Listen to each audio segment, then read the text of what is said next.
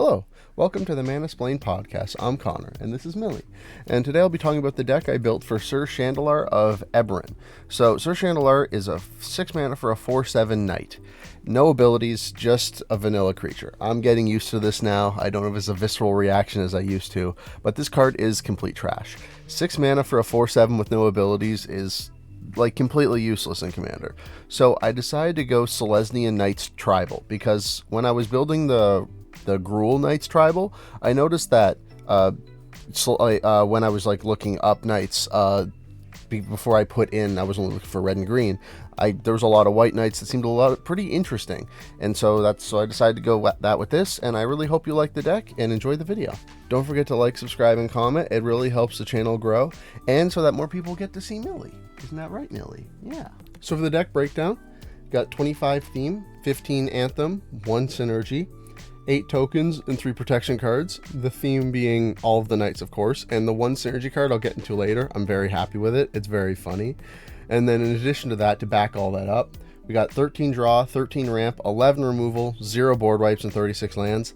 I couldn't really fit a board wipe in here. I kind of would rather have the targeted removal, the extra removal instead of a board wipe, because we have a bunch of artifacts, we have a bunch of enchantments, we have a bunch of creatures. It's just a board wipe would set us back a lot, maybe more than our opponents, because we're committing so much to the board, and one-sided board wipes are kind of expensive.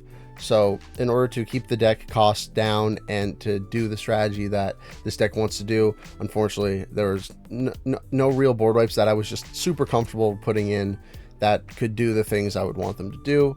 But yeah, the draw, ramp, and removal though is amazing, and because we're in green and white, we have access to great draw that's cares about creatures, access to great ramp because green is the best ramp color, and then white has very solid removal. So yeah, I love the deck breakdown. The 36 lands are fine because of the extra ramp we have here. This deck is amazing, and that leaves to 25 crossover cards. So because we're in a typal strategy, we're doing Knights typal or tribal or whatever, that leads to having a higher crossover card count than normal. And I checked the 25 crossover cards, only 5 of them are not knights, so it's probably closer to like 10 to 15 true crossover cards, because a lot of the knights really do fill multiple roles and are quite good at it. But yeah, so it's not, 25 is misleading in typal strategies for the crossover count, but I still think having this many, even with the knights that tend to like draw cards or anthem effects and stuff like that, are still fantastic. So for the theme is knights, like I said before, and a lot of the knights do multiple things. They're not just bodies with good stats or terrible stats. They tend to have like alternate abilities, like their anthem effects, or they draw cards, or the protection pieces. Knights as a type are actually, they seem quite versatile and very useful, and I was happy I was able to get so many good ones for the deck. So to start off the category, we have the 2 mana Knights. Knight of the Holy Nimbus is 2 mana 2/2 with flanking, so if it is blocked, the creature's blocking, it gets -1/-1 till the end of turn. So any creature with 1 toughness cannot block this, which is great. If it would die or get destroyed, it gets regenerated, which is phenomenal. Regenerate means it gets tapped, it's removed from combat, and it heals all damage on it. It regenerates a weird mechanic that you don't see very much anymore, but it is pretty strong. And then an opponent can pay 2 mana, and Knight of the Holy Nimbus can't be regenerated this turn. I don't know who's going to pay that, because it's just a 2 mana 2/2. Even if you have like anthem effects out and stuff, it is essentially like a 2 mana kill spell for Knight of the Holy Nimbus. But I feel like people are more likely going to be spending their mana on their stuff instead of killing your 2/2 with flanking. But yeah, Knight of the Holy Nimbus, awesome card. Then we have Knight of the White Orchid. This is a ramp piece. So when it enters the battlefield, if an opponent controls more lands than us, we get to search alive for a plains card and put it onto the battlefield. So this can find non-basic plains, and it doesn't put it onto the battlefield tapped.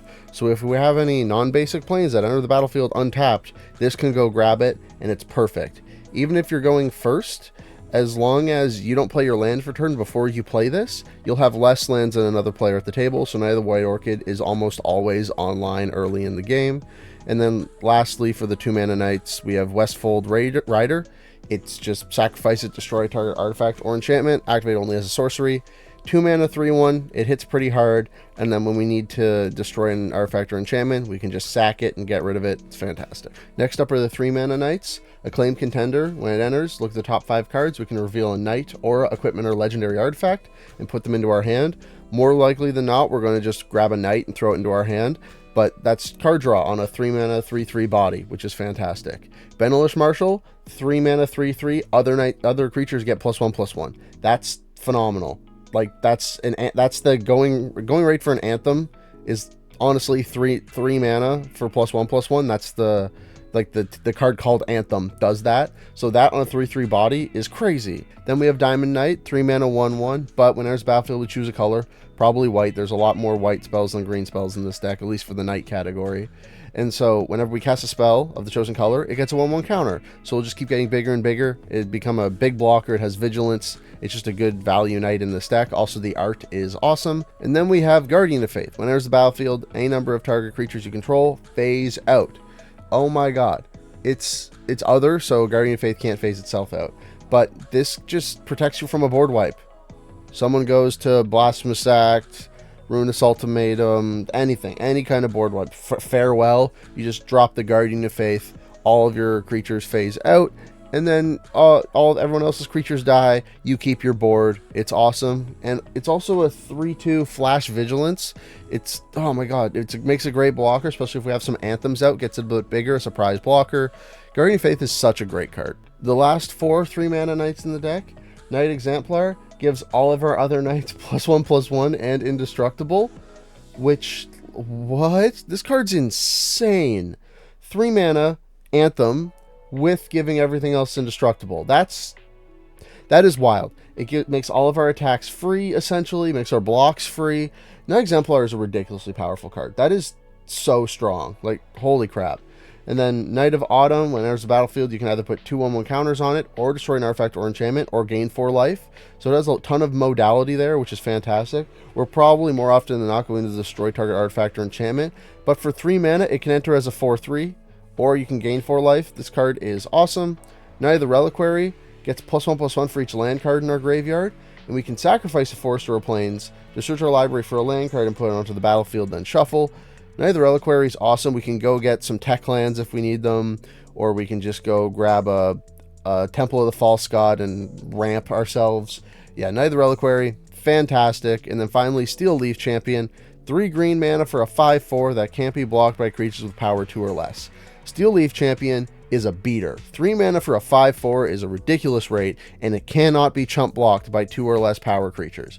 Steel Leaf Champion hits really hard to block, gets really powerful with Anthems because it's already so big on a body. It is 3 green pips, so it is quite difficult to cast. You're probably never going to be casting this on turn 3 because you're going to need to have white and green mana out. But yeah, this is just a very solid knight. Next up are the 4 mana knights. We got Basili's Lieutenant, who has vigilance, protection from multicolored. It enters, puts a 1/1 counter on something, and then whenever a creature with a 1/1 counter on it dies, you make a 2/2 white knight creature token with vigilance. Basili's Lieutenant is fantastic.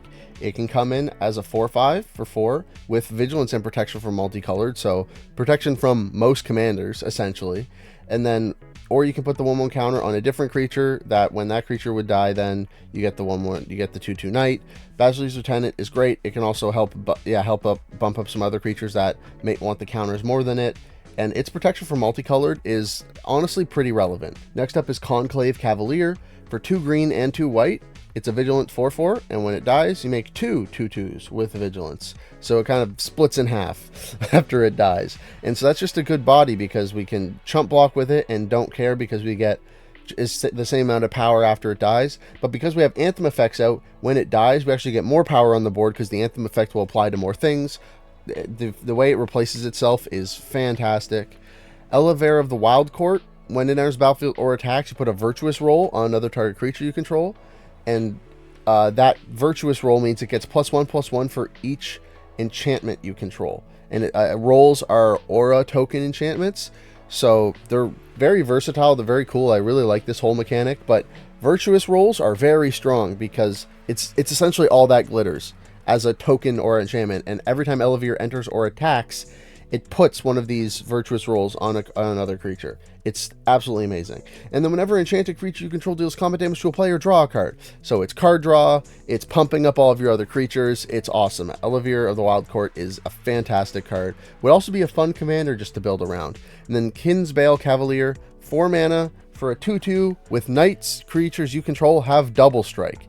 This just gives all of your knights double strike. That is crazy. That is so strong. Kinsbane Cavalier is just an awesome card. Next up are the last 3 4-mana knights. Knight of the New Coalition, when enters battlefield, makes a 2/2 with vigilance, and itself is a 2/2 with vigilance. And with all of the anthems we have going around, it entering and then making a body is very useful because the anthem applies more times.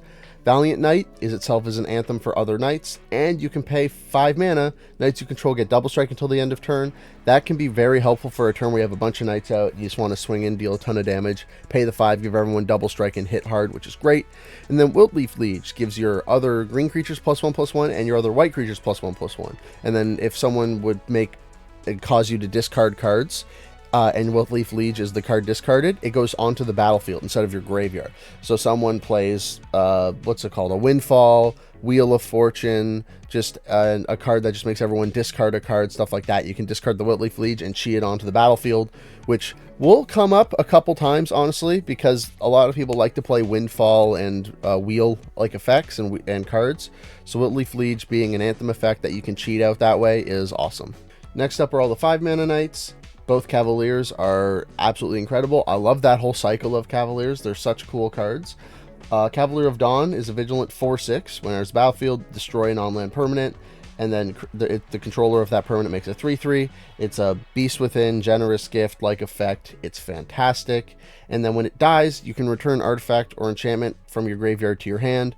So the fact that it's destruction on enter, recursion on when it dies, and just a good vigilant 4/6 attacker and blocker in the meantime, this card is amazing.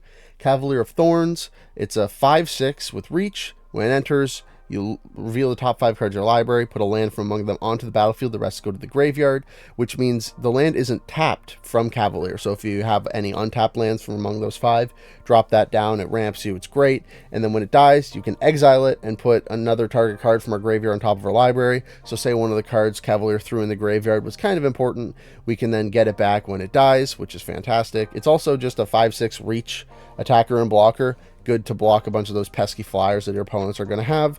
And then Juniper Ornament Ranger is awesome. Whenever another creature enters the battlefield under control, put a 1/1 counter on Juniper Ornament Ranger and a 1/1 counter on that creature. It's amazing. It starts out as a 2/4, so for 5 mana that's pretty weak, but the amount of 1/1 counters this can accrue over time is insane, and it doesn't say non-token. So a bunch of our cards are making tokens, which gets Juniper Ornament Ranger even that much bigger, which is awesome. So for the last 5-mana knights in the deck, Knight Errant of Eos is a convoke creature, so you can help pay for it with your creatures by tapping them. And when it enters the battlefield, you get to look at the top 6 cards and add 2 creatures to your hand that have a total mana value equal to X or less, where X is the number of creatures that convoke Knight Errant. So basically, it enters, if you used 5 creatures to pay for its convoke, you get to put 2 creatures from the top 6 cards of your library into your hand that have a total mana value of 5 or less. So that's what you're trying to do with Knight Errant every time, because the way you can convoke it out, it's essentially for free, so you don't have to pay mana from lands for it, and then it draws you cards, is insanely powerful. It's an awesome card. It's a really powerful card in the white convoke deck. I forget which format it's in, but it sees quite a bit of play and is quite strong. Next up is Pentarch Paladin. So when it enters, it has flanking again, so it can't be blocked by creatures with 1 toughness or they just die. But when it comes into play, you choose a color, then you can pay 2 white and tap and destroy target permanent of the chosen color. So basically, if you're playing against 2 decks that have blue, you could pick blue, and then you could destroy 2 of your opponent's things with this card, and once per turn for 2 mana, just destroy target permanent of the chosen color. Pentarch Paladin's amazing. This card is very strong. It doesn't have haste though, so there's a chance that people might just remove it on the spot because they don't want you to blow up all their stuff. But Pentarch Paladin, if it sticks around, can dish out a ton of destruction and help control the game a bit, which this deck will need, because you're probably going to be overrun by flyers quite often, and just if people are playing just value engines, there is a pretty good amount of removal in this deck. But if people are playing high value engines, then you really need to be able to deal with those, and Pentarch Paladin just helps with that. And then Sir Alin the Lion's Claw, it's another Anthem effect. Whenever it attacks, other creatures get +1/+1 until the end of turn. It's probably the worst Anthem effect in the game, but 5 mana, 4/4 with first strike, it's just a good attacker as well. And finally, at 6 mana, the last knight of the category, and probably the strongest card in the deck, Silverwing Squadron. Flying, Vigilant, Star, its power and toughness equals the number of creatures you control, and when it attacks, you make a 2/2 with Vigilance equal to the number of opponents you have. And they're not attacking, you just make them. So you can just flood your board, and in Commander, that's 3 2/2s. So, say if you have no creatures out, right? You drop this, it's a 1/1 for 6. That sucks. Next turn, you attack with it. It then becomes a 4/4 because of those 3 creatures. But that's never going to happen. You're going to have other creatures out, because this is 6 mana. You're going to have some of those 2 mana knights, or the 3 mana, or the 4 mana knights out. Maybe some tokens. This guy's huge as a flying Vigilance attacker and blocker, and it floods your board with knights as well. This card is amazing. It's so strong. I love this card so much. It's definitely the strongest card in the deck because how it can flood your board, and it also makes knight tokens that combo with all the other knight synergy in the deck. Silverwing Squadron, I love this card so much. It's phenomenal design, amazing card. So that was 25 knights. That was a lot to get through. And because we're going to be trying to flood the board with all of our knights, we're going to want Anthem effects to get them bigger so they can deal even more damage and really hit face and hopefully take out an opponent or two. Starting off strong with the big power bumps, Beastmaster Ascension, whenever a creature you control attacks, put a quest counter on it, and if it has 7 or more quest counters, creatures you control get +5/+5. Beastmaster Ascension is ridiculous. The +5/+5 is massive. That's so big. Like, that's insane. Like, Beastmaster Ascension, its power and toughness bump is like 5 double, is more than double than basically every single creature in this deck. So yeah, at 3 mana, this card is ridiculous. Collective Blessing, for 6 mana, it's just a flat +3/+3 with no kind of caveat. But 6 mana for a +3/+3 is honestly great as well. Make all of our tokens a lot bigger. You don't have to worry about getting quest counters on it or anything like that. Both these cards, though, they really make the board so much more dangerous. Next up are some keyword anthems. Brave the Sands gives our knights vigilance, or just our creatures vigilance. And then each creature you control can block an additional creature. So all of our knights, or all of our creatures, can just block 2 things each combat instead of 1. So that can help if we have some opponents going really wide. They'll have to be over twice as big as our board, unless they want us to be able to block and kill all their creatures, which is great. True Conviction gives all of our creatures double strike and lifelink, which True Conviction is probably my favorite anthem. The double strike and the lifelink is honestly wild. The amount of life gain you'll get off this, the amount your opponents will not be able to block unless they want just their stuff to die because of the double strike. True Conviction is absolutely phenomenal. And then Garruk's Uprising. Whenever it enters the battlefield, or whenever a creature enters the battlefield with power 4 or greater, we draw a card. So it will replace itself when it enters, because we're going to probably have a creature with power 4 or greater out. Our commander is 4, so that'll help with that. And then and it also gives trample. So if we get Garruk's Uprising and True Conviction out, we are swinging with trample-y double striking lifelinkers. Oh my god, that is wild. I have had both these cards out before, and it is kind of insane. Next up are some regular anthems. They just give +1/+1. Always Watching also gives Vigilance, which is nice. But yeah, the rest here just give +1/+1. Gideon Ally of Zendikar is interesting, because if we want to, we can +1 him and becomes a 5/5 indestructible creature. I don't see us ever doing that with this deck, though. We're either +0ing him to get a 2/2 knight out, which is just good to keep flooding the board, or we're -4ing him to get the emblem. So we'll probably +0 him a couple times, get a couple knights out, and if no one's able to attack him and kill him, we can just -4 him, get the emblem, and we're good. We may want to +1 him once so that we can emblem without dying, but I just really see the +0 being used the most. Mirari's Wake is probably my favorite Selesnya card, giving all of our lands double mana. and all of our creatures +1/+1 Anthem and a mana doubler in one card. It's such a phenomenal combo. The card is absolutely incredible, and I try to run it in all my Selesnya decks just because I love the card and I think it's ridiculously powerful. And then finally we have Circle of Loyalty. It's a legendary artifact. It costs 1 less to cast for each knight you control, so quite often we're only going to be casting this for 2 white mana. So it gives creatures you control +1/+1, and whenever you cast a legendary spell, make a 2/2 white knight creature token with Vigilance. And then you can pay 3 and a white, tap it, and create a 2/2 white knight creature token with Vigilance. So this does everything you want. It makes tokens when we cast our legendary creatures. It can make knights ourselves. It gets a mana reduction. It's an Anthem. It does all of the things. It's an awesome card. I love seeing it for a knight tribal strategy.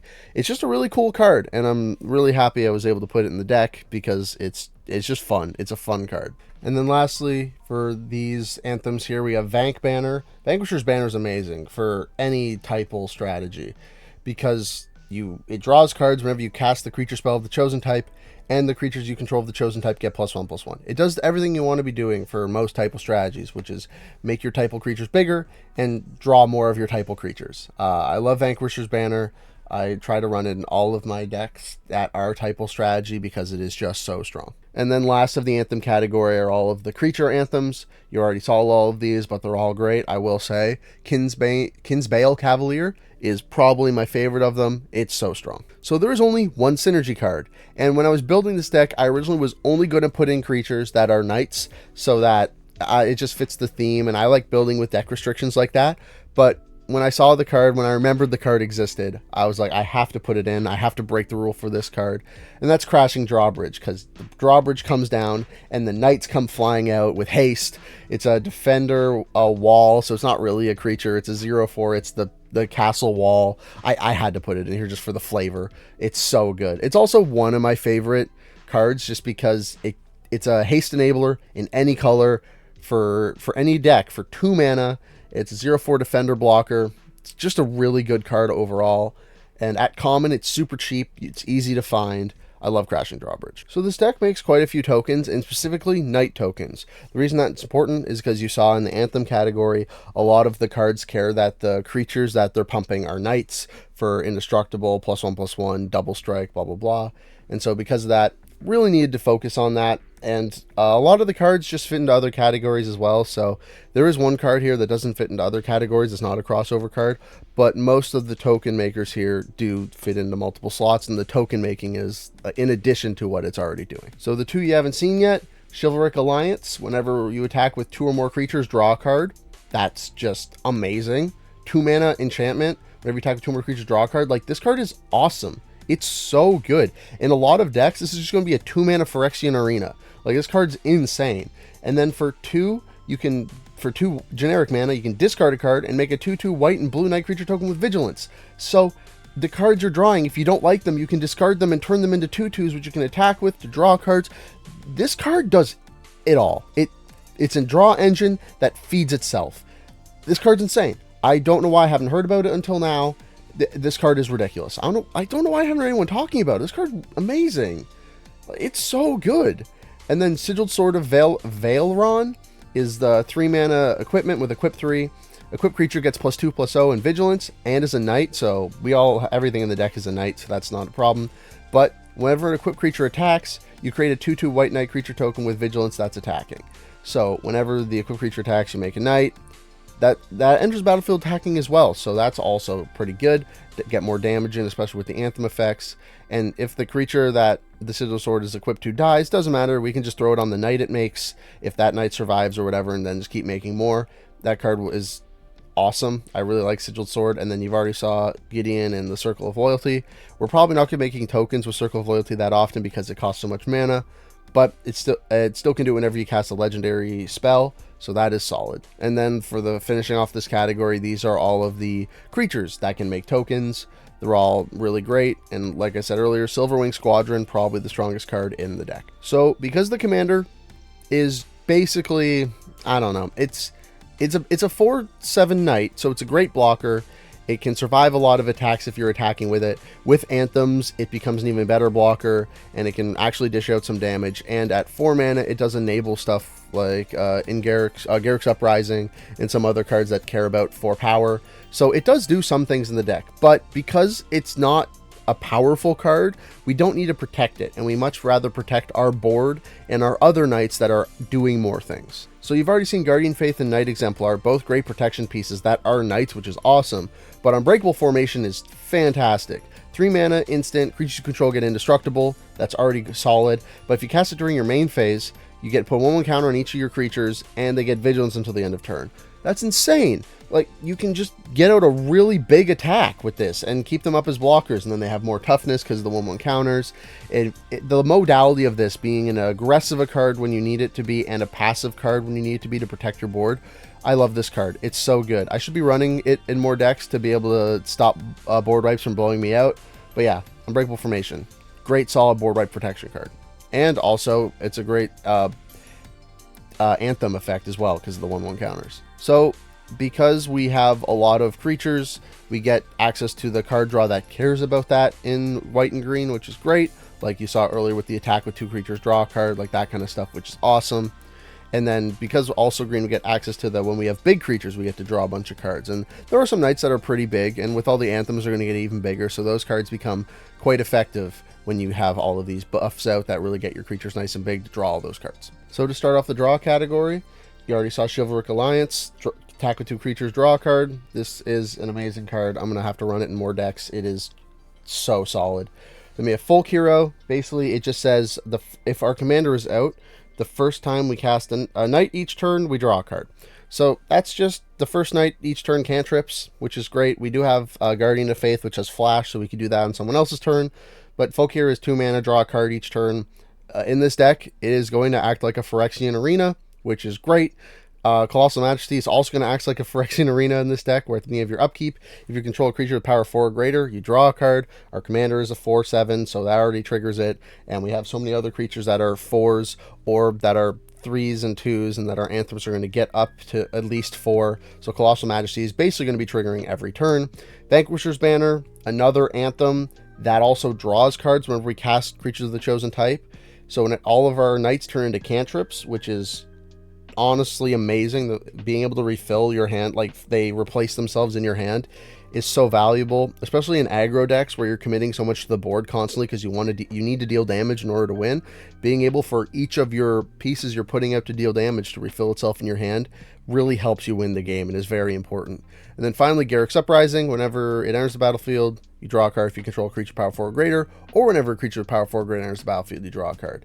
It is such a versatile card. It also gives trample. Like I said earlier, it's a great Anthem effect for a keyword, and the fact that it draws cards is also amazing. Garruk's Uprising, another one of my favorite cards. Then we have the instants and sorceries that draws cards.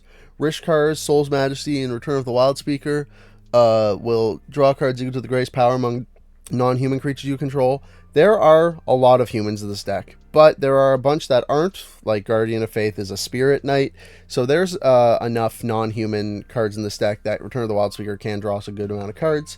And then Rishkar's and Souls, just another good draw a bunch of cards card. Shamanic Revelation draws a card for each creature you control, and then you gain 4 life for each creature you control power 4 or greater. So our commander will gain us 4 life, and because of the anthems and stuff, we're going to have a bunch of creatures. This is going to refill our life, refill our hand. It's honestly a phenomenal card. And then finally, Rite of Harmony. So for 2 mana, until the end of turn, whenever a creature enters the battlefield under your control, draw a card. That includes tokens, so if we have token makers like Silverwing Squadron out, this is going to just draw us a crap load of cards. And because that's flashback, we can do it again later. Rite of Harmony is a phenomenal card. And then these are all of the creatures that draw us cards. They're very solid. Some of the Elevere of the Wild Court is probably one of the best knights in the deck, right behind Silverwing Squadron. So we're in Selesnya, so we get green ramp, which is the best ramp. I love it so much. I love playing red, green, white, Naya. My favorite color combinations are all of those because I love the land ramp that comes from green that makes the decks just more consistent and they don't get blown out from board wipes that hit artifacts and enchantments and stuff. And then you also get the resiliency from white or the aggro from red to really back it up. I love red, white, and green, my 3 favorite colors in Magic, and so the ramp is all I always love to see it. These are all of the 2-mana ramp spells. No Sakura Tribe Elder today because it is a non-knight creature, and the only non-knight creature in the deck is our Crashing Drawbridge because it is the castle which our knights come flying out of. But yeah, all these cards are great. 3 visits Nature's Lore, find a forest and put it onto the battlefield so we can find our non-basic typed lands with them, which is great. Farseek goes and finds a plains in this deck, so we could go find a plains forest with it. Again, that's awesome. We are running snowlands, so Into the North can go find snow duels and just our snow basics, so that's fine. And then Rampant Growth, just a worse version of Into the North, honestly. These are the 3 and 4 mana ramp spells. Ranger's Pass and Sky Shroud Claim go get 2 forests and put them onto the battlefield. Sky Shroud is untapped, Rangers is tapped, so you do have to, Rangers is quite worse in that way, but if you're finding typed lands that enter tapped, it doesn't make a difference. And then Cultivate and Kadama's Reach are Rampant Growth that also draw you a basic, so they're just phenomenal cards. And then lastly, you've already seen these, Knight of the White Orchid, Cavalier of Thorns, just knights that ramp, which are fantastic. Mirari's Wake is an Anthem that ramps, which is even awesomer. And then Sol Ring, probably one of the strongest cards in the history of Magic. So, because we're in Selesnya, we have access to amazing removal. White is probably one of the best removal colors in the game. It has great removal for creatures, artifacts, and enchantments. It kind of does it all. It can hit permanents with other cards. It's so good. That is the one thing that white does bring to the table better than any other color, is they're able to answer almost any permanent type at any given time, which is just fantastic. Starting off, we have Path to Exile, Swords of Plowshares. Swords of Plowshares being probably the strongest removal card in existence. I don't know. It's up there. For 1 mana, exiling a creature, its controller gains life equal to its power. The life is usually non-consequential. We already start with 40 life in Commander, so giving someone like 9 more life if you're hitting something really big usually is not that important. It can be, though, sometimes, so you do have to be careful about that, but it is just such a strong card. And then Path to Exile is a little bit worse because it ramps your opponent, which is honestly more of an issue in Commander because they can use that mana from the land against you more effectively than they could use the life from Swords of Plowshares. Next up are 2 of my favorite removal spells in all of Magic. Atrax's Fall, hitting an artifact, battle, enchantment, or creature with flying is crazy. The versatility of this card is insane for only 2 mana, and the creature with flying will come into play a lot more often than you would think. Dismantling Wave is insane. 3 mana, it's a 3-for-1, get to destroy an artifact or enchantment under each opponent's control. Being able to hit like a Soul Ring and Arcane Signet and then a Great Henge with this, or Doubling Season, just, oh my god, it can hit so many things. And being able to hit something on everybody's board makes it so you're not targeting someone, so it's you can use it politicky that way. Be like, all right, I'm blowing up your most important thing. You have the biggest threat at the table. I'll let you decide one of the other things to blow up from the other person's boards. You can politic with it a bit that way, which is super helpful. Yeah, this card does everything. And if you really need to, you can cycle it for 8 mana and destroy all artifacts and enchantments. I don't do that very often because it is quite expensive, but it is there if you need it. Next up are the classic white removal spells. Gen Gift and Beast Within, destroy a permanent, turn it into a 3/3. These cards are absolutely amazing. They go in every white and green deck. Basically, I can't think of any white. I cannot think right now of any white and green deck that wouldn't want these cards, just because the 3/3 that's replacing are so non-consequential compared to the thing you're removing. And the fact that this can hit like a Field of the Dead, which I've done before because Field of the Dead gets out of hand really fast. I've also hit a Maze of Ith with it. Just tech lands or lands that'll win my opponent the game. I hit those with these all the time because it just, they're like some of the few answers for those. And that's one of the other reasons why I like white and green so much in Magic, is because the ability to answer any permanent type, even lands when you need to. And then Stroke of Midnight can't hit lands, but it leaves a 1/1 instead of a 3/3, which is a lot less dangerous. So, because we're in Selesnya, we have access to amazing removal. White is probably one of the best removal colors in the game. It has great removal for creatures, artifacts, and enchantments. It kind of does it all. It can hit permanents with other cards. It's so good. That is the one thing that white does bring to the table better than any other color, is they're able to answer almost any permanent type at any given time, which is just fantastic. Starting off, we have Path to Exile, Swords of Plowshares. Swords of Plowshares being probably the strongest removal card in existence. I don't know. It's up there. For 1 mana, exiling a creature, its controller gains life equal to its power. The life is usually non-consequential. We already start with 40 life in Commander, so giving someone like 9 more life if you're hitting something really big usually is not that important. It can be, though, sometimes, so you do have to be careful about that, but it is just such a strong card. And then Path to Exile is a little bit worse because it ramps your opponent, which is honestly more of an issue in Commander because they can use that mana from the land against you more effectively than they could use the life from Swords to Plowshares. And then last up, all of the creature removal. Westfold Rider is probably the worst one here because you have to sacrifice a destroy target artifact enchantment, and you can only do it at sorcery speed. But still, 2 mana to destroy an artifact or enchantment on a 3/1 body is good enough. So because we're in Selesnya, we get to run my favorite land of all time. And because we're going wide, we get to run another land that I don't think I've shown off on this channel much, but is still a solid option. So Krosan Verge, one of my favorite lands of all time. It's just a better Myriad landscape, especially when you're playing Naya strategies. It goes and finds you all 3 of your colors every time in basically any combination you want, which is fantastic. You just need, it's going to be a white and a green minimum, and then you could find 2 red, a white, and a green, 2 green, a green, and a white, or 2 white, a green, and a red. Like, you can find any combination of the amount of colors you need, which is fantastic. Like, Krosan Verge is amazing. And then Gavany Township. For 5 mana, you can tap it to put a +1/+1 counter on each creature you control. That's honestly phenomenal. The way this is a land anthem, basically, because you can just pump the board with this whenever you want. It does cost 5 mana, so you're going to want to have a board with a bunch of creatures on it first. But yeah, it's just a solid anthem-y effect that'll stick around if someone board wipes. It's so solid. Arctic Flats, I am running this. It is the worst snow land because the Kaldheim snowlands have the types on them, so I am running the I think it might be called Alpine Meadow. It's the Plains Forest Snow Duel, but I want to run both of the duels in case I have one of them out. Then if I cast Into the North, I could go grab the other one. I'm always grabbing this one with Into the North because Alpine Meadow is typed, so you can go and find it with your Krosan Verge or your 3 Visits or your Farseek or even your Knight of the White Orchid. And then I've Secluded Courtyard. It activates and casts creatures of the chosen type, so it's great for typal strategies. I love it so much. And then finally, Bountiful Promenade. I will say this in all of my videos that I run these lands in, which will be almost all of them. But Wizards, please put the Battle Bonds lands in the Commander products. They are designed for multiplayer format, so please put them in the multiplayer products. Thank you so much. We'd all appreciate it. These lands should be like $2 to $3 a pop because everyone should have access to them. They're awesome. So this deck was hard to make cuts for. Getting down to 25 knights I liked was difficult at times. There are a bunch of good knights or knights that just do different things. But I ended up getting this number I liked, and then also some other cards I had to cut just because they didn't quite fit or they were almost good enough. But yeah, it was difficult getting this deck down to 100. Some of the creatures I did end up cutting.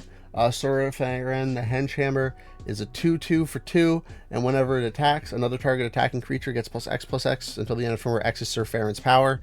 If Surfaren also gave trample, then I would say this is great, but it's just a pure stat boost, and it's only to 1 creature. It would double up all of your Anthem effects for 1 creature, but I just don't think it's good enough for what I'm trying to do in this deck. Steward of Valeron is a 2-mana mana dork. That's also a Vigilant Knight. So that's just a cool card, and you can put the Sword of Valeron on him and just get all synergistic-y that way. But yeah, it's just not, it's not good enough for what I was trying to do with the deck. Not Vine Paladin. If the deck got Vigilance out 100% of the time, not Vine Paladin would be great because it would get huge. But again, it doesn't have trample, and so just itself being big and not having trample is not good enough. I'd rather have a card that can make everything big. And then originally I was going to go for an equipment kind of theme, like at least a sub theme. So Pure Steel Paladin and some other human knight or just knights that care about equipment I was going to throw in there. But I ended up not liking the equipment kind of theming, and so I got rid of all those cards because they just weren't kind of what I was going for. And then Sakura Tribe Elder, yeah, it's not a human knight, so I had to cut it because of the deck building restriction. And then these are a bunch of other cards I cut. History Benalia, Righteous Confluence are good token makers, but they just Righteous Confluence does do a lot, and History Benalia becomes an anthem at the end for 1 turn. It's just that there's other cards that I wanted to run that were cheaper and did similar things. Swift Boots Lightning Greaves, like I said, don't need the protection from them because the commander doesn't matter that much. And then Camaraderie. Gain X life, draw X cards with X number of creatures you control. Creatures you control get +1/+1 until the end of turn. This card's amazing. It's just, this is the 101st card in the deck. If I could put another card in the deck and leave it the same and not have to cut anything, it would be Camaraderie, but I did have to cut it because it didn't quite make the chopping block. So what'd you guys think? This is one of the decks I'm most happy with. The commander sucks. There's no getting around that. And if you're going to build this deck, swap out the commander for something way better. Anything. If there's any other green-white knights that are legendary that even kind of synergize with the deck or care about Knight Tribal, do it. Because this is not the way to do it. But I still really like the deck, and I still think it would be very fun to play and actually be quite strong because of the critical mass of very good knights in the deck. These are all my socials. Twitter's when I post when these videos go live. I will eventually make content for TikTok and Reddit, and Architect and Moxfield are where all of these deck lists live. So thank you so much for watching, and as always, get building, splainers. Alright, that is so